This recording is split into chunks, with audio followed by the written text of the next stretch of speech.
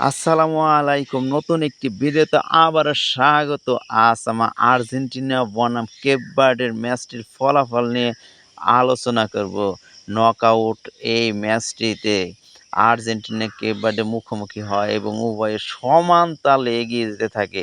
২৯তম মিনিটে Lionel Messi প্রথম গোল করে আর্জেন্টিনার পক্ষে এগিয়ে যায়। ৫৯তম মিনিটে ধীরয় দূরত্বে কেপ ভার্ডের পক্ষে গোল করে সমতা আনে। অতিরিক্ত সময়ে আবারও লিসান্ড্রো মার্টিনেজ গোল করে আর্জেন্টিনাকে ২-১ গোলে এগিয়ে নিয়ে যায়। অতিরিক্ত সময়ে পরে আবার সিডনি লপস ক্যাভরেইল কেপ ভার্ডের পক্ষে আরেকটি গোল করে সমান সমতা চলে আসে।